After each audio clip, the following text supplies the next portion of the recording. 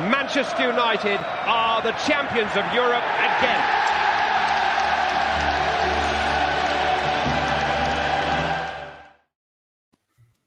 Hello and welcome back to the One United podcast, the last episode of 2020. So what better people to do it with than Henners and Henry. So Henners, I'll come to you first. How you doing? Yeah, I'm all right, mate. I'm all right. You? I'm good as ever, especially after that lovely win yesterday. Now, Henry, been a while since we've seen you. How you been?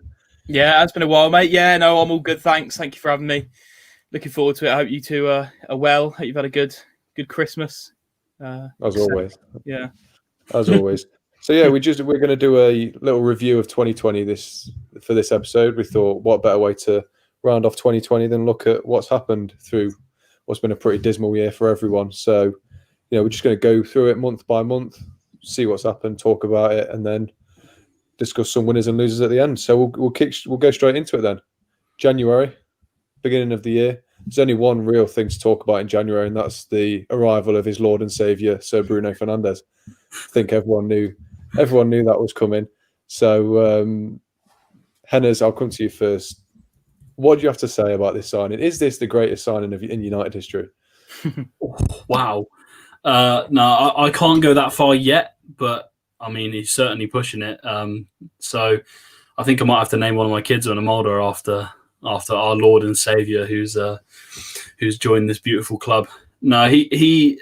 I know. I saw this tweet that Sporting put out when they said, United needs to take care of Bruno." The reality is, he's taking care of us. He has helped us throughout thick and thin. When we're playing crap, he pulls out worldy performances. And even when he's playing badly, he still gets an assist somehow. The word people use is he is inevitable, which is so true. There is no way, you can downplay how good this guy is.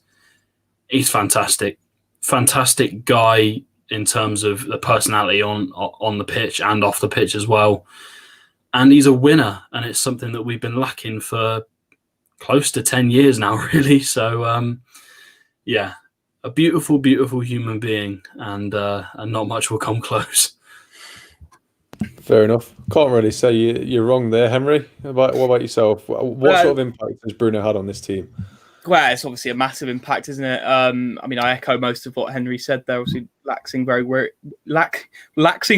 about Bruno Fernandes. Yeah, I don't know what waxing lyrically would be, but I echo most of what he said there. To be honest, I mean, the massive problem we had was obviously Ole Gunnar Solskjaer clearly had a blueprint for the big games, and it was the small teams that we were obviously struggling to break down. I think, it sort of harks back to that Burnley game that we lost 2-0. I sort of remember that as being sort of almost a turning point when I think Bruno came in sort of soon after that, or I'm not sure whether he came in before that or whether he didn't play. I'm not too sure, but it was around that time.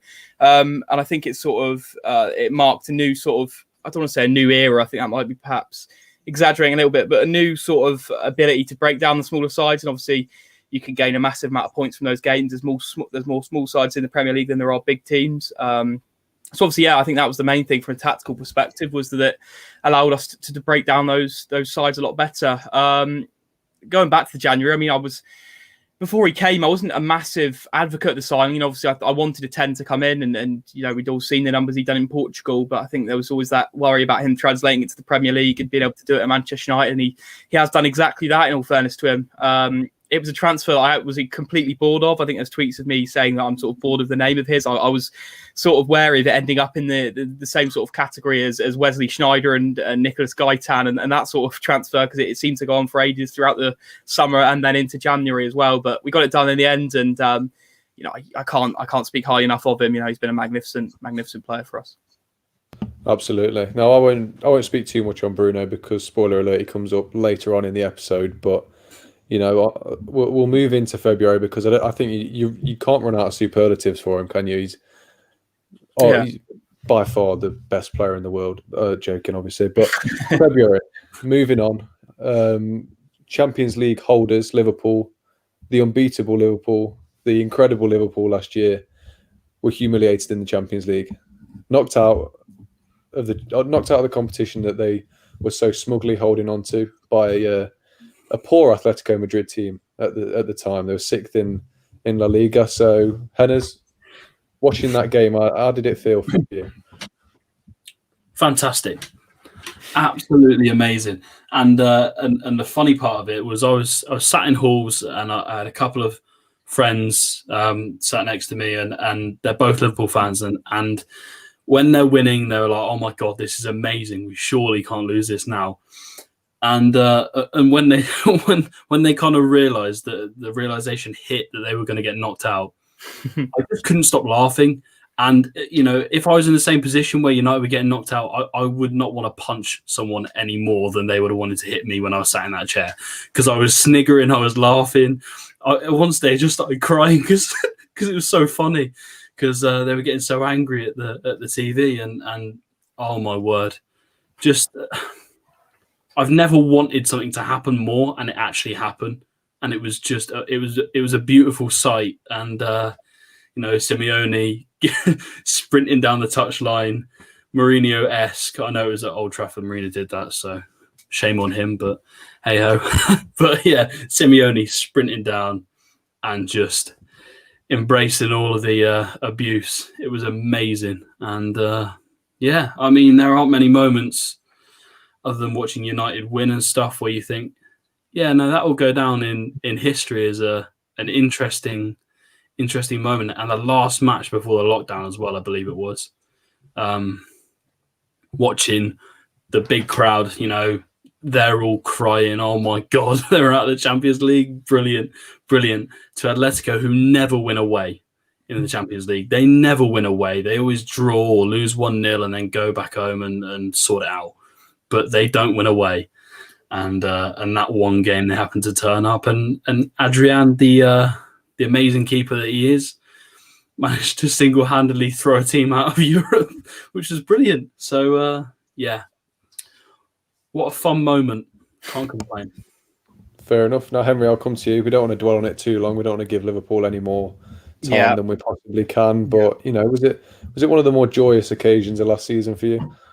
I mean, it's hard to say that. I don't like to sit here and say that sort of a Liverpool downfall is amongst the best moments, because I think that's a bit of a discredit to our recovery at the end of last season, when I thought, there was a lot to be happy about with regards to an actual pro-United perspective rather than an anti-Liverpool one. But no, it was a great moment, obviously. As you say, Simeone, I thought, was the highlight of that game, really. His antics. I'm pretty sure that they had a goal disallowed where he sort of looked to hurtle down the touchline and then sort of stopped in his tracks and had to sort of morbidly return to his technical area. But no, it was a brilliant night, and obviously, sort of unknown names in on the score sheet. Marcus Llorente, perhaps not much of a European pedigree beforehand. Alvaro Morata, remembered mostly by English fans as a Chelsea flop, sort of turning up on a big night and giving it to the Anfield faithful. But yeah, no, it was a good night. I think around the same sort of time. I don't know if it was in February. I might be sort of chatting shit here, but I think the Watford game that they lost as well was in a similar sort of time. So both of those games were obviously very fun to watch. And yeah, as you say, I'm not going to dwell on them too long, but yeah, no, it was certainly a sight to see. Well, bringing it back around to Pro United, then we'll move to March. Obviously, football stopped completely in March, but before it did, we got probably the best goal Scott McTominay will ever score, probably the most famous goal he will ever score, and probably the best atmosphere we'll see at Old Trafford for a long time. We obviously beat Man City 2-0, our third victory over them that season in 4 games. Hennes, do you remember watching the game? I do indeed. And, you don't go into those games filled with hope. For some reason, every City game we feel more positive now, because I don't know what it is. They're just so beatable for us. It's just something's going to happen in the game. You have more chance of winning than losing, and that's why they held out for a draw recently. So, yeah, it was a good moment, really good moment. And, to see bold Fraudiola sat on the touchline going, what am I supposed to do? He looked a bit clueless in that game. So, yeah, and, McSauce, I know I've called him a lot of names over the last year or so. Not going to repeat any of those because he's done well recently, so I've had to suck it up a little bit. But, yeah, it was a good finish, to be fair. An open goal. I don't know what Edison was doing. I mean, yeah, just wow. But yeah, really good moment, really enjoyable, and enjoyable for a lot of United fans, I'm sure. Now, Henry, obviously that was Solskjaer's third victory over Guardiola that season.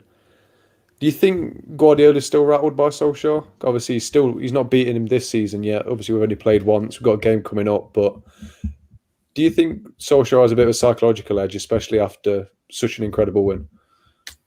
Perhaps, yeah, perhaps. I think it's hard to sort of dispel of that as a possibility. I mean, when you have such a sort of good record against a specific manager, it's hard to say there's not some sort of psychological edge as part of it. I think a lot of it is, though, tactical as well. I think the way we set up does lend to sort of challenge City for whatever reason.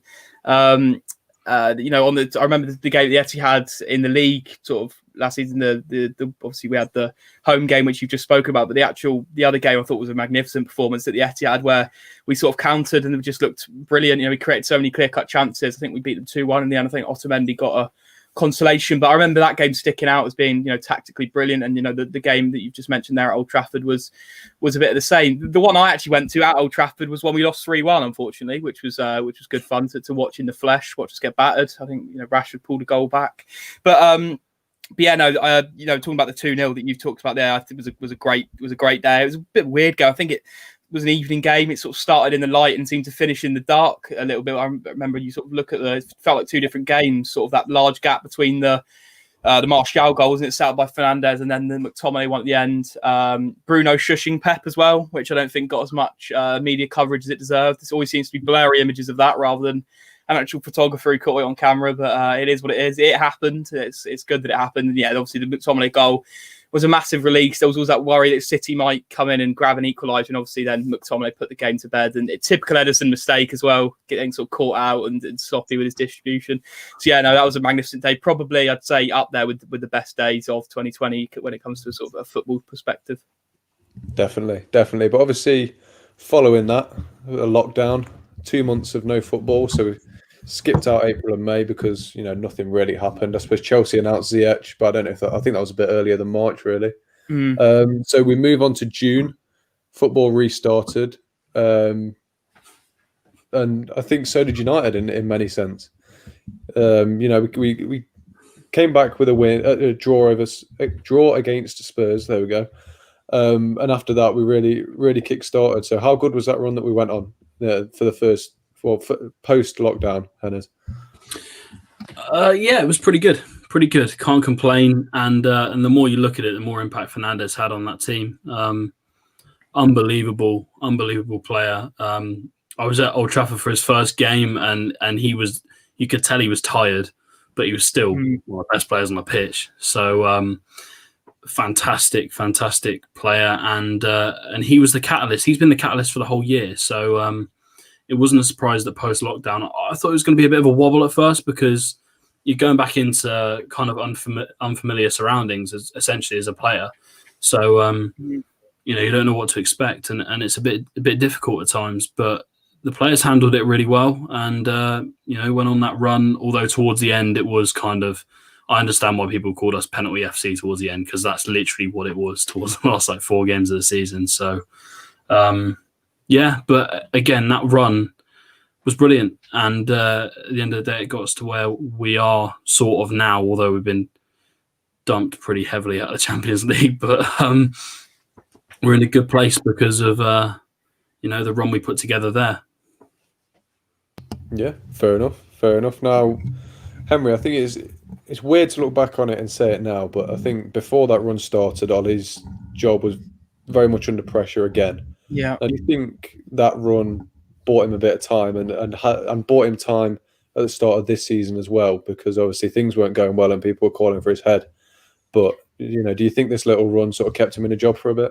Oh, well, definitely. I think, that run is largely what led to us finishing, eventually third in the league. Third seemed like an impossible position to reach at some point. We thought sort of Chelsea had that lockdown, so there was a bit of a collapse there, and we ended up slipping in and, even sort of pushing Leicester out on the final day, demoting them to a sort of Europa League spot rather than Champions League spot. So, yeah, I think us finishing third, it did sort of, obviously that gives Ole a lot more time in that, we know that the Glazers do have an obsession with the Champions League, and its financial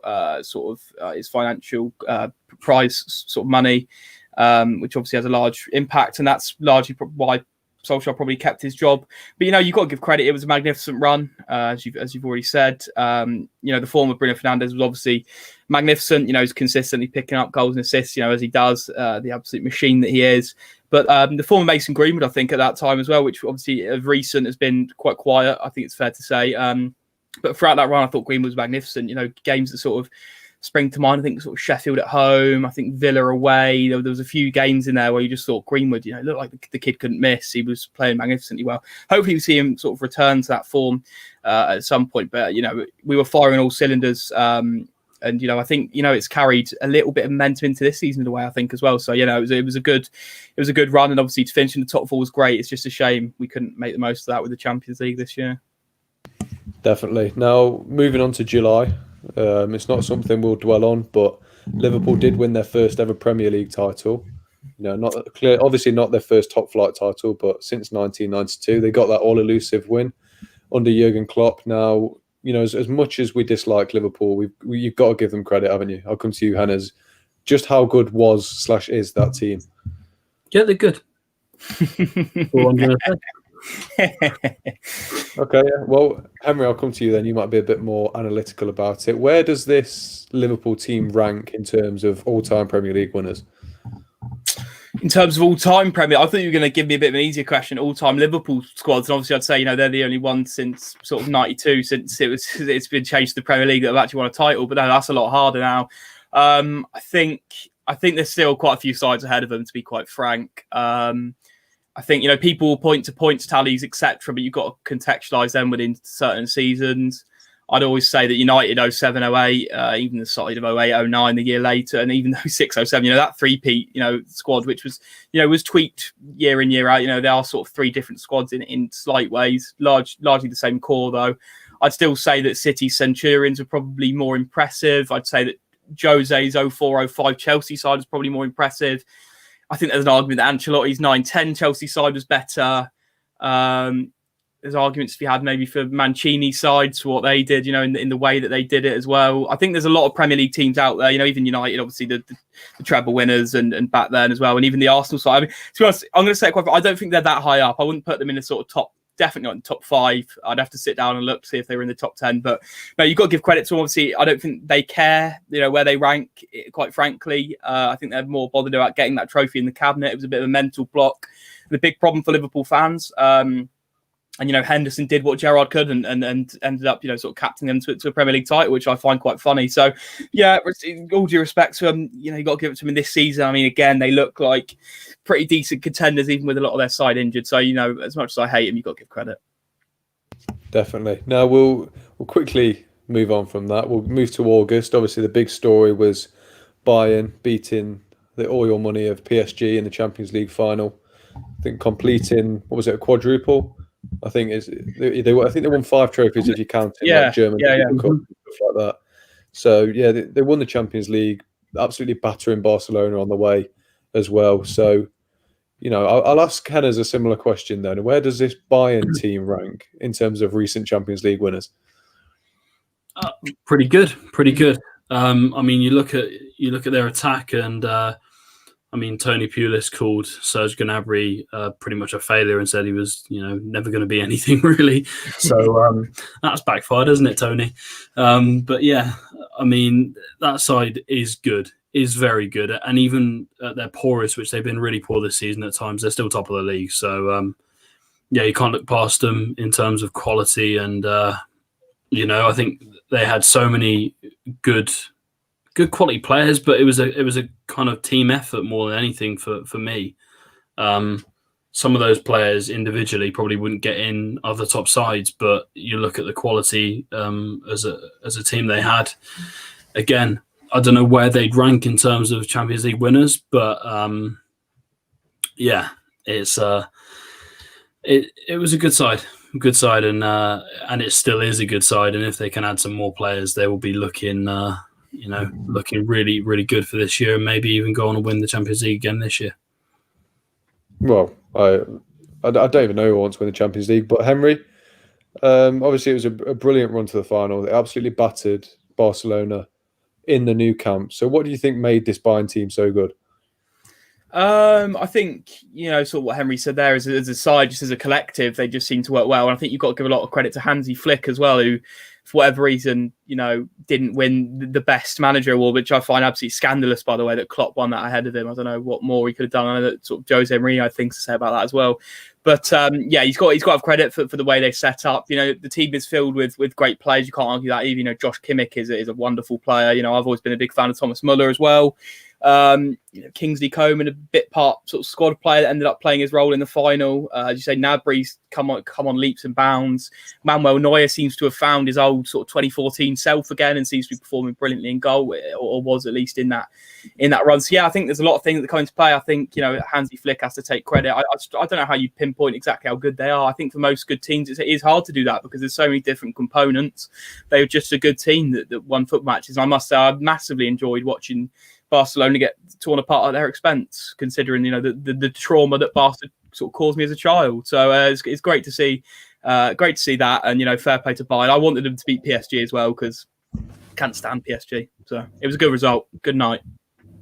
Definitely. Now September, we were going to go with the return of football. Obviously, there wasn't much of a break, but we think the big story from that month, me and Hennes agreed, would probably be Messi trying to leave. So. Hennes, what was your sort of thoughts on the situation as a whole? Well, I'll go into depth into it more. Spoiler alert later in this episode, but yeah, it was a bit of a weird moment for everyone. Kind of, I wouldn't say the world stopped, but certainly the footballing kind of community were like, "What the hell is going on here?" You see the notifications of and you think, "Oh, that's just a load of rubbish," And then he's actually telling people, and his lawyers as well, and his agents, whatever, they're all saying he wants out of this club, and La Liga have essentially blocked him from leaving, which is it's just bizarre. So it's not anything we've seen before, really, to be honest, and especially with the kind of ferocity that La Liga kind of used to make sure that he couldn't leave. It's like, hold on a sec. You are not leaving here. So it was, it was just a weird moment, and it's still continuing from what I can see from his performances. He's not been terrible this year, but for his standards, he's been shocking. For his personal standards, he's been shocking. So it's had an effect, but yeah, it was a big talking point. So, but yeah, what a weird month that was. Well, assuming that he did leave, then let's talk hypothetical, Henry. If he moves to, say, a Man City or a Juventus, given how he started this current season, he's not been on top form. Do you think he would have sort of improved those teams as much as we have thought maybe 4-5 months ago? Such a tough question. I mean, all good players have bad patches, but you've got to look to his age now. I'm not sure how. I think Messi's 33. I think I'm right in saying that. He is getting on. He's in that range at least. And Cristiano Ronaldo, I think it's easy to tell. I'm sorry, you've got to mention Ronaldo. When you mention Messi, I think the only direct comparison has got to be Ronaldo for me. But Ronaldo sort of changed his playing style, and I think he had the sort of physical nature and was in a position to be able to do that. Messi, not as much so. Ronaldo changed the way in that he didn't rely as much on pace. He didn't rely as much on his technical ability to become sort of just an absolute animal in front of goal, just a clinical goal scorer. And Messi's obviously smaller than Ronaldo. He can't sort of reinvent himself into a pure out-and-out 9, which Ronaldo's been able to do. You think Messi, as a 10, you always think, older players can still play at 10. We've seen over the years David Silva in the Premier League, up until last season, now even at sort of Real Sociedad has been able to perform at a very high standard. And you think Messi would be packed to be able to do the same, but you just think whether he has sort of lost that physical edge, Messi, and is unable to reinvent himself in the same way that Ronaldo has. Asking me whether he'd improve, I think he does still improve top teams. I think having a player, to pick a pass, to a mazy dribble here and there, and Lionel Messi is Lionel Messi at the end of the day, and him and Ronaldo, any team you put them in, I think they change. So yeah, to answer your question, after thinking about it for a little while there and waffling on a little bit, yeah, I think to be fair, he would still improve the top sides. Well, from crazy transfers to crazy results, we'll move on to October, which saw probably one of the weirdest weekends in Premier League history. Started with Leicester winning 5-2 at the Etihad against Man City. Then Spurs came to Old Trafford and won 6-1. And then Liverpool went to Villa Park and lost 7-2. So, I'll ask you both the same question. I'll come to you first, Henners. Is this the most competitive Premier League season we've seen in a long time, do you think? Not just based on these results, but do these results sort of indicate so? Yeah, in a long time, certainly. I think the proof is that in the results, in the sense that teams are just a little bit more shit than they were last year. I think everyone else. So all the lower sides have just decided to turn up. Really, to be honest, and all the bigger sides are kind of having, City having mishaps at the start of the season. We were, my God, I can't even go into that. I was PTSD from the start of the season this year, and Liverpool were the same as well. There's been weird results. So I think it's more of a case of the top sides being a little bit more crap than the lower sides being better. But the Premier League's the most competitive league in the world. It is. Maybe the Championship, you can have an argument for that at times, but in terms of quality and competitiveness, it's the Premier League. So it wasn't a huge surprise, these results, because we see weird results, but all in one weekend was a little bit like, whoa, okay. I've got to digest that all, and didn't make any sense at the start, but it's starting to make sense now.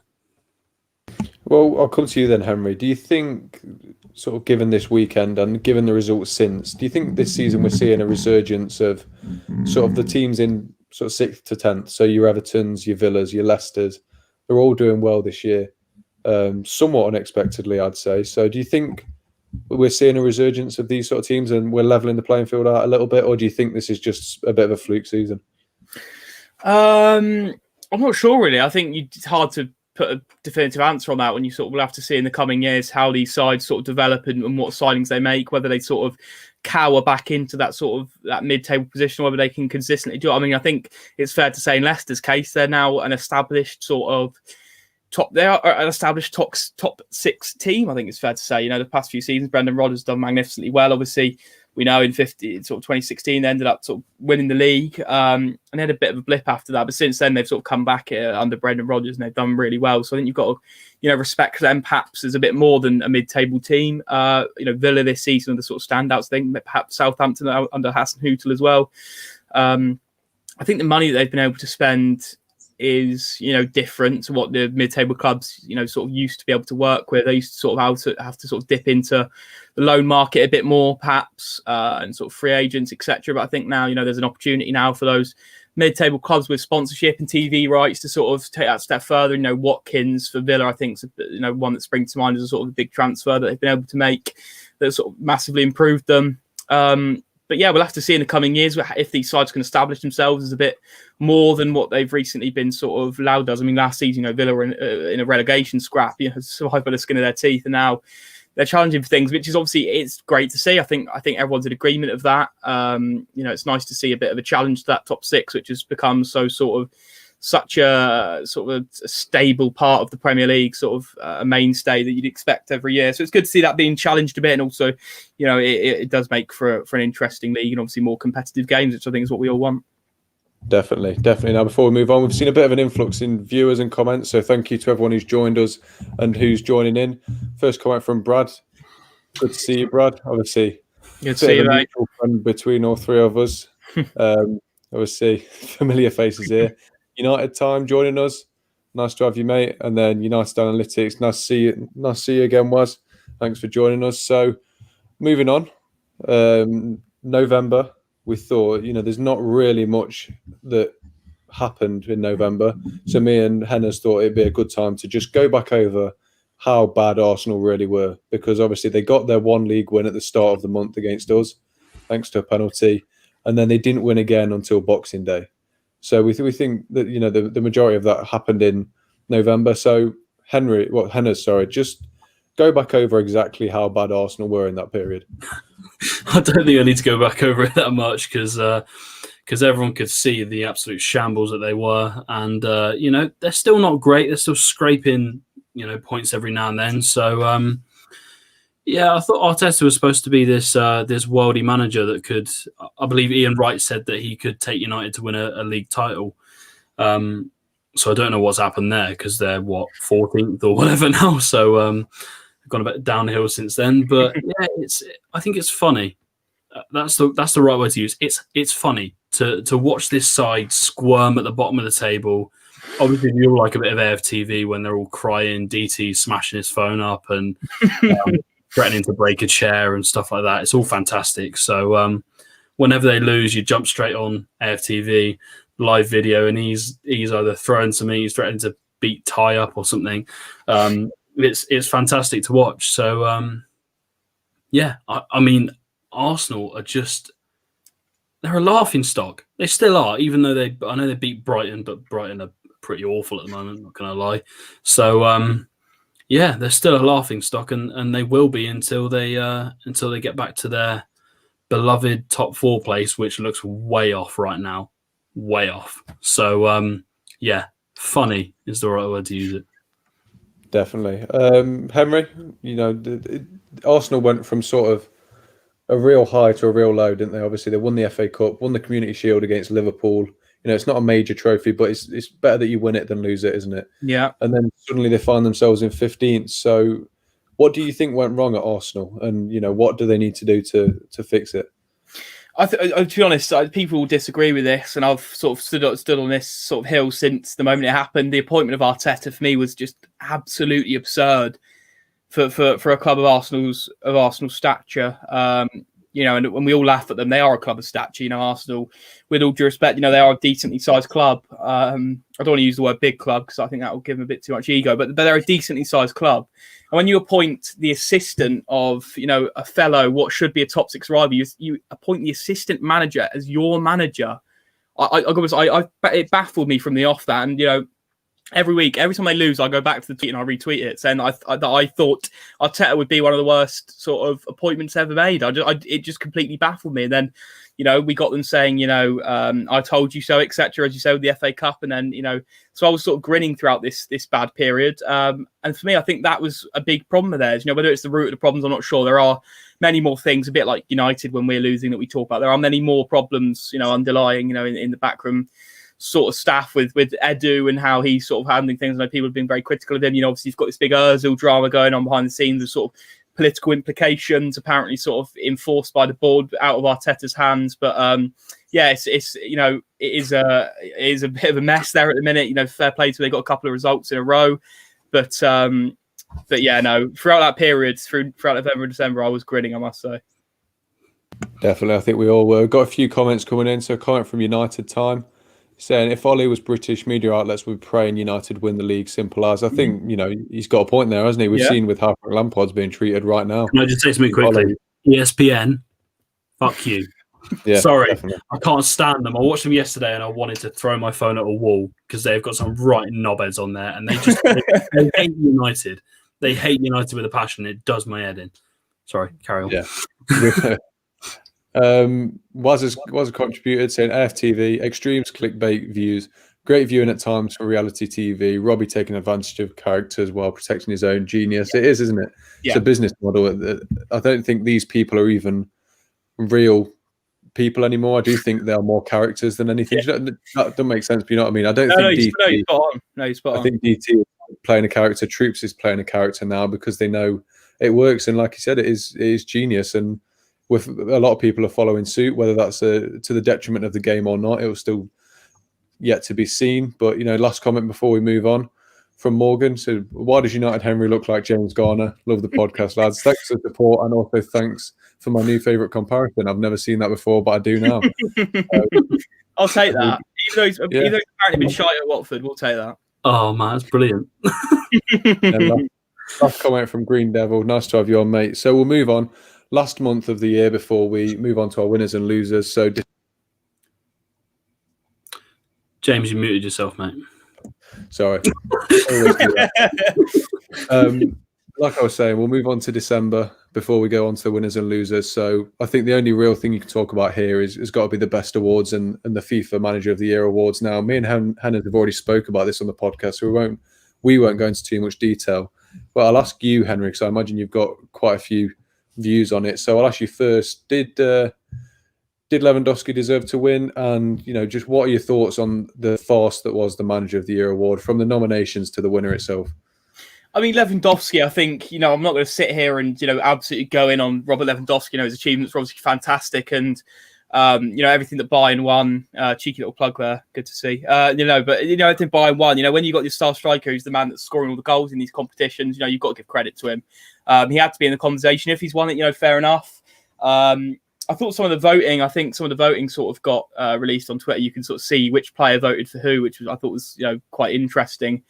Messi's votes were a bit strange. I think I remember seeing them. I'm not sure exactly sure what his top three was. And then I think Van Dijk voted for, what was it? I think he voted for Salah, Mane and Thiago, which is, blatant bias on show there from him. He's sort of taking the piss a bit, really, but with the sort of voting. But there you go.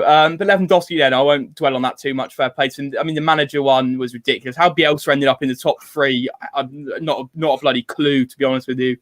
I'm not going to completely dispel of his work at Leeds. What he'd done to sort of bring them up was good, but there's some obsession with the media towards these type of managers. And I thought as soon as Bielsa came to the Premier League, you just knew that it was going to be this week in, week out on Sky. And, I don't want to go off on too much of a tangent on Bielsa because he didn't actually end up winning it, obviously. But, the fact that he's in the top three, we batter him 6-2 and Gary Neville sat there fawning over them like there's some sort of incredible golden generation side that are going to go and win the league like Leicester 2016 or something is absolutely baffling. They're a bottom half side trying to play expansive football and being blatantly exposed for it.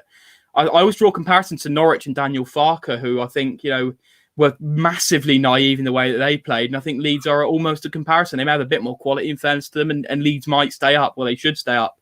But, people give them way too much credit, and they give Bielsa way too much credit as well. So going on to the actual person who won it in the end was Klopp, obviously.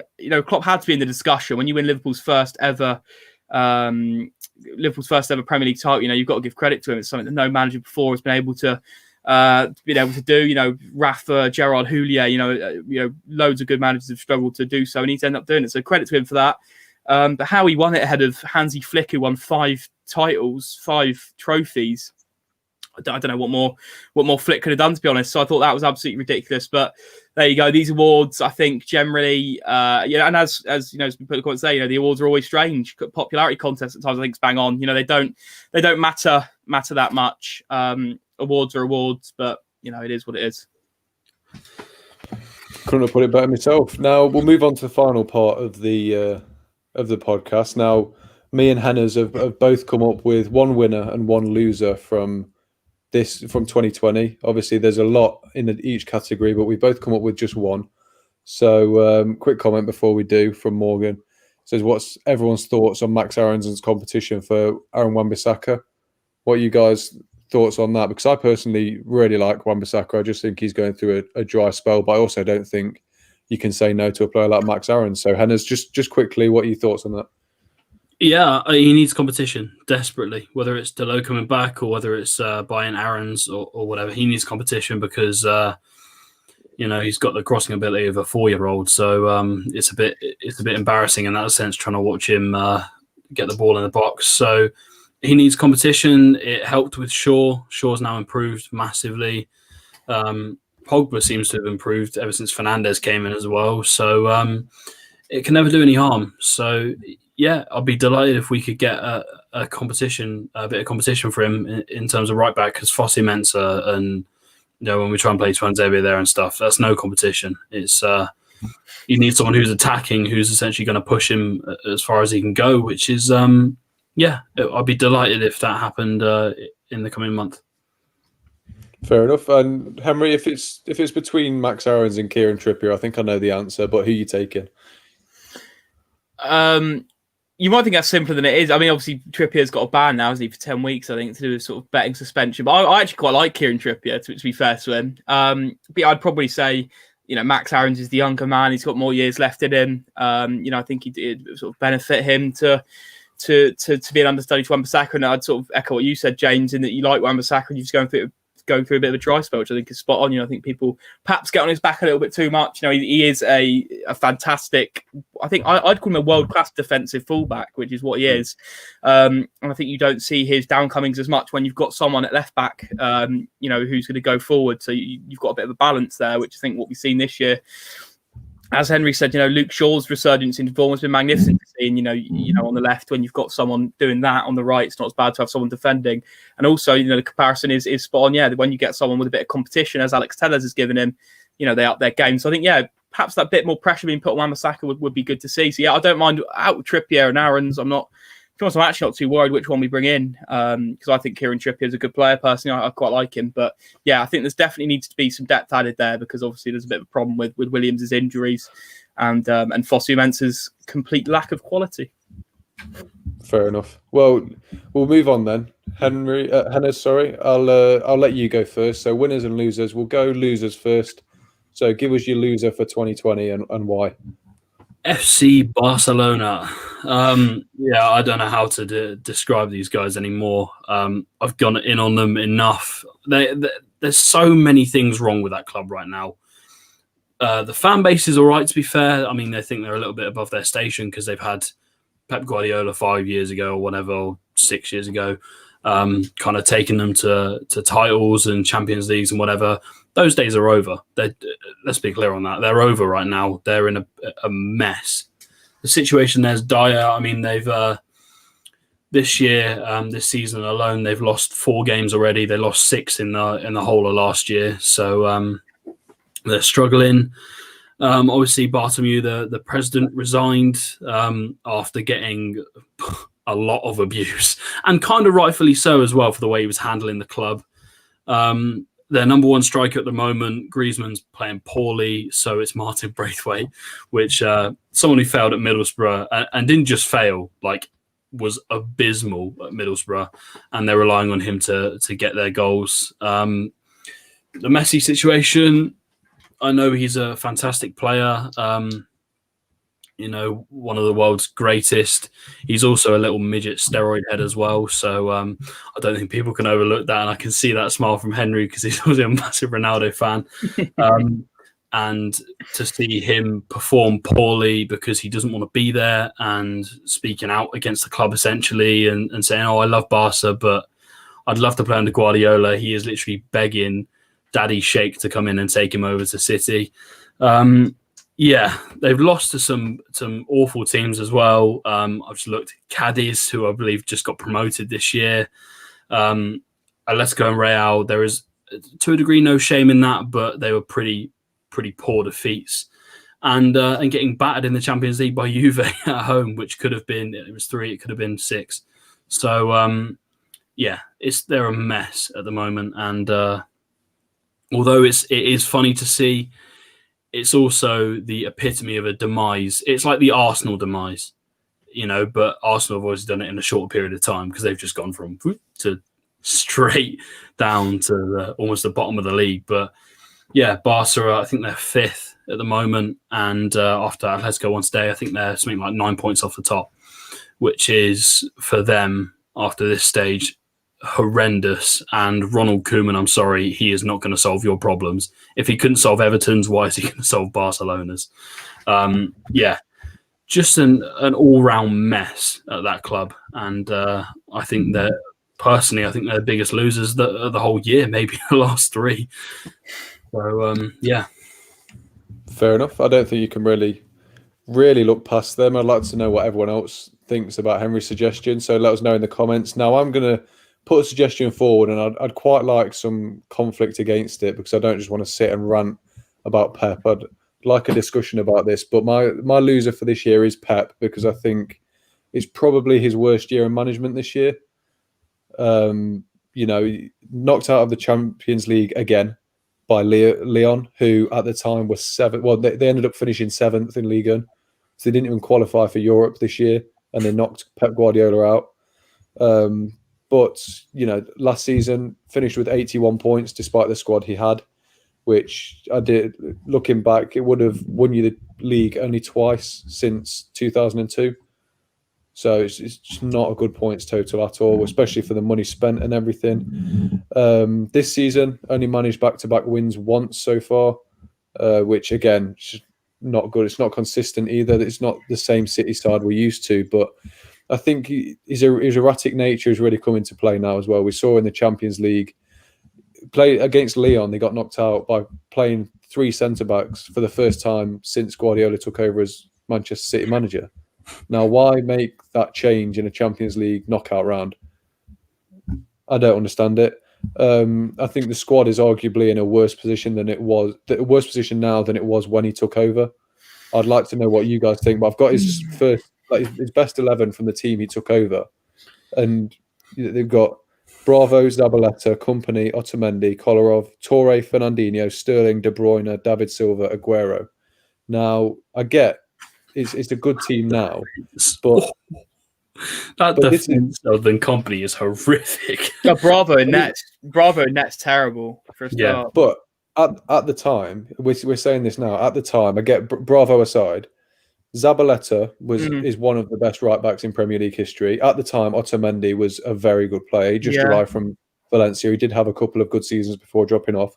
Kolarov maybe not so much at City, but at Roma has proven to be a quality right back. And then going forward, they're brilliant. Now, you look at the big players in that City team at the moment. You've obviously got Sterling, Aguero, Kevin De Bruyne. They're probably the 3 main ones, aren't they? Yeah, I'd say. None of those were signed under Pep, despite the fact he's spent over 800 million. But, we're United fans. We can't use money against anyone right now. But I just think right now he's whether he's getting bored at City because he doesn't stay at teams that long, or whether the fact that he's now genuinely got a challenge. All these players that he inherited that are now getting on a bit, getting past their best. Your Aguero, he lost Kompany, he lost Torre. Fernandinho's now getting on as well. Whether he's tasked with actually building his own squad rather than inheriting a good one, like he did at Barcelona, he did at Bayern. He inherited 2 good squads, did well with them, did it with City as well. Inherited squads that had won the league multiple times before he joined. It's not like he joined City when they're a small club. So, he's now having to build his own team, which he's trying to do with this £800 million. But of those £800 million signings, how many have been real successes? Ederson, yes. Ederson was brought in as a replacement to the shocking goalkeeper that he signed in Bravo. Who else has been a major success for City? Off the top of your head. I think Kyle Walker's been pretty good for them, I'd say. And there's a lot of money to be fair, but I thought Kyle Walker, he's been phenomenal, but he goes with that argument that he was already phenomenal at Tottenham. Yeah, of course. I think you're right in the sense that that he inherited that Barca team as well. I think people forget that the one who actually brought through most of those quality players was Van Gaal when he was manager. So people forget that he inherited a very good side. He made a very good side even better, if you understand what I mean. So he took them from being a top side, winning La Liga and whatever, to being the best side, which, in my opinion, wouldn't have taken a hell of a lot. Obviously, he's got his tactics and whatever, and he's shown that he's a good manager. But people forget that he did inherit that team. And James, I can't disagree with you. I wouldn't say he's been a massive loser this year because they keep getting knocked out of the Champions League. That's a recurring theme. There's I just think this year specifically, he as a manager has been found out. Yeah, I think people, he's been knocked off his pedestal a little bit.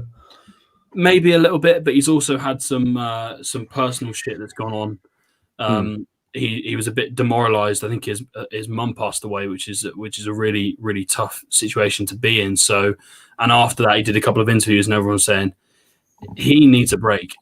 He doesn't look like he's in the right headspace. So, I'm not saying that's purely that whatever. They have been a bit poor, but we were poor at the start of the season. They're now starting to pick it up a little bit, and defensively, I'd say they're better than they've ever been. They're not conceding goals; they're just not scoring many. But when that does come, they'll start to win 4-5-0 again towards the end of the season. So I think, he's a great manager. I called him Fraudiola earlier. it was a joke. Don't take it personally, anyone. But him and Klopp are the best managers in the league. Genuinely, I think that, and Klopp is evidence of what you can do with not a hell of a lot of money, essentially. I don't think that competition is as close as people think it is. I think Klopp is so far ahead of Guardiola now. That's what I was, sorry to interrupt, but I think that's what I was going to say a minute ago. Is I think what James has made a good point of in this year, specifically for Pep being put to his pedestal, is literally Klopp making him look an absolute twat. I mean, Liverpool not spending bags of money.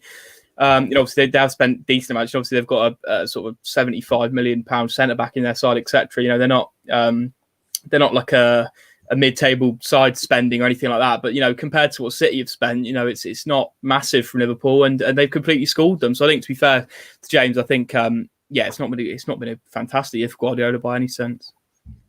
Well, there you go. That's my argument over. So we'll move on to the winners. If you haven't already, let us know. Or quick comment as well, actually, just because this might rile a few feathers. So just quick one-word answer from everyone. Luke Shaw or Alex Tellez? Right now, Luke Shaw. Hennes? Right now, Luke Shaw. I know I've called him Mr. Burger King or whatever. But, Tellez will get better. I'll say that now. He will get better, and he will recover from COVID and whatever, because we've seen all kinds of stuff's happen with that. But at the moment, Luke Shaw's looking, the competition's done him good. So may it continue. Incredible one-word answer there, Henry, as always. Henry, number 2. Come on, Luke Shaw, Alex Tellez. I think I know the answer to this one from you. Shaw right now. Definitely Luke Shaw. Yeah, 100%. There we go. Moving on then. Winners for this year. If you haven't already, let us know your winners and losers from 2020, whether it be a team, person, player, whatever. Just someone who's lost, someone who's won. But Hennes, who's your winner for this year? Aston Villa, the team that are not bland anymore, not boring anymore. They're looking a bit kind of flair-filled and pretty damn good. I'm not going to lie. They played a game less than most teams. Obviously, for outside reasons, I believe they played a game less than most teams anyway. And they are. I've obviously done my research. They are 9 points off their whole season total from last year already, having played 14 games, and they play 38. So pretty damn good. And then their top scorer last year was Grealish, who got 8 goals in the Premier League. Their top scorer this year is Watkins, who's already got 6. So they've drawn against Chelsea recently. Obviously beat Liverpool 7-2. That was a bit of an anomaly, but they still could have won that game. Even if it wasn't 7, they would have still won that game because they were fantastic. And they beat an Arsenal as well, obviously, which is looking like no massive achievement anyway at the moment. But yeah, they've gone from finishing a point above the relegation zone and having VAR saved, well, not even VAR, goal line technology saved their ass from going down, and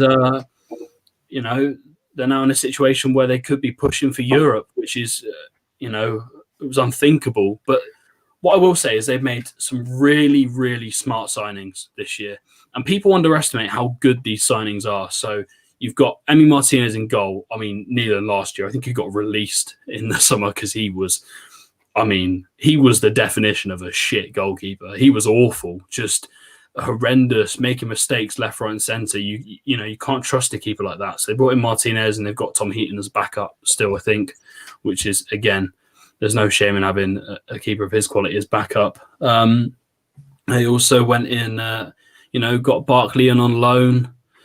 Traore is looking like a fantastic signing as well, and Watkins is, I don't know how to describe this guy. He doesn't score a lot of goals, but he is huge in that team. Massive. He will cause us problems on Friday. He will cause us problems because he is a very, very talented player, and busy and industrious, and tries to really get under your skin. So. Yeah, I mean, this team, people like, Birmingham fans, whatever, they will dislike Villa and whatever, but you can't take away from the fact that they've been fantastic this season. They really have, and they've turned it around from being in a situation where people tip them kind of for relegation potentially this year. And they're pushing for Europe, and they've got a very good side, and smart owners and a good manager as well. So not the complete team, but certainly looking like a threat to that elusive top 6, essentially. So yeah, they're my big winners for this year. Definitely. I can't disagree with you because I was going to go with them before you said you were. So my winner, we mentioned him earlier. We seem to mention him every single week. For 2020, it's got to be Bruno Fernandes. Undoubtedly. I think whether it's ability-wise or just, the respect he's earned and that sort of thing, the notoriety he's received, he's probably the most improved player this year. He's carried that United team to be where they are today. It says wonders about him when he finished. He was ranked the 4th best midfielder in the world when they did Team of the Year. They brought out sort of where everyone else ranked in the positions. So there was, Kimmich, Thiago and De Bruyne got in and Bruno Fernandes was 4th. Bear in mind, he played for a team who finished 3rd in the Premier League, got knocked out of every semi-final they were in, didn't even make a final, and he still was ranked as the 4th best midfielder in the world. So it says all you need to know about him. I think he's very close to having the most goal contributions in his first full year in the Premier League, and he's a midfielder. I think the only player who's had more goal contributions in their first season is Andy Cole, and he was a striker. So, he's just, the guy's transformed Man United to have that much of an impact on both, attack and defence, to carry that team from the position he's in. He's playing just behind the striker as well. His leadership qualities, everything. He's undoubtedly been the winner of 2020 in my mind. He's propelled himself from a guy who, he's doing well in the Portuguese league, but he looked like he could be another Memphis Depay, doing well in small leagues, comes to United, doesn't do very well at all, but he's propelled himself into that world-class category on his own. He's got no help from his teammates, barring Rashford maybe. So I think undoubtedly he's the winner of 2020. I don't know what anyone else thinks. Now, Henry, I know you didn't have many prepared, but are there any off the top of your head that you could make a small argument for in terms of winners and losers? I think for winners, it sounds a bit biased because obviously you said Bruno, and I was going to mention Marcus Rashford. On the pitch, he's been very good, but the fact that he's sort of propelled himself into this public figure off the pitch and sort of taking it to the establishment and trying to make things better for kids around the country. I think it's very hard to sort of sit here and have anything sort of bad to say about that. So I'd throw Rashford in the mix of the winners.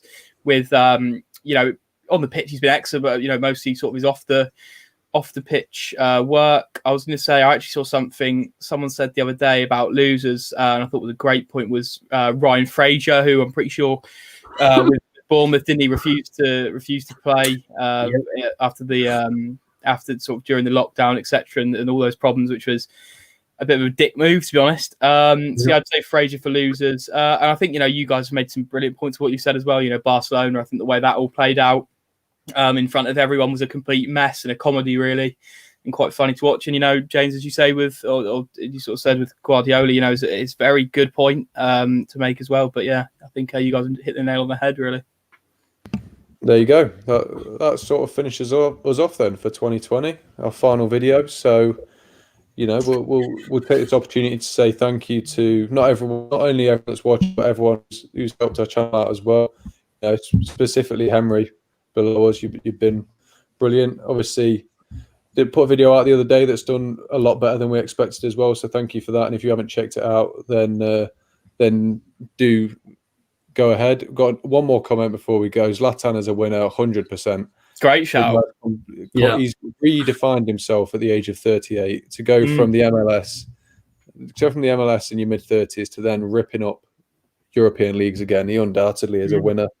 He always has been, hasn't he? He's never had a year where he's been a loser. But yeah, back on the subject. Thank you to everyone for our first year, and very excited for what 2021 brings. So Henners, sorry, I'll say thank you for joining me as ever. Yeah.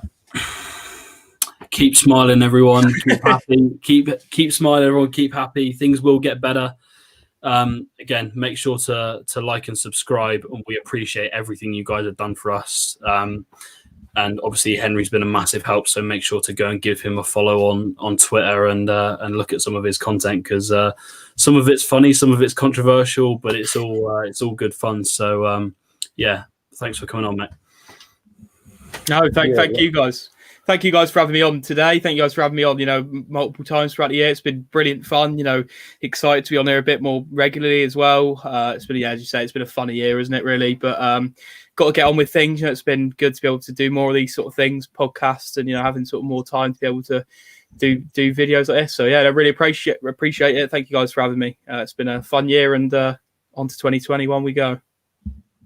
Exactly. Now, just to finish off, if you haven't checked out the United District podcast that Henry's a part of, then do make sure you do that. It's basically just this, but more entertaining and with better guests. So go ahead and check that out for all United fans. But on that note, we'll call it a day. So if you've enjoyed the video, be sure to like and subscribe. We'd appreciate it massively. And from everyone here, thanks for watching, and we'll see you in 2021. Manchester United are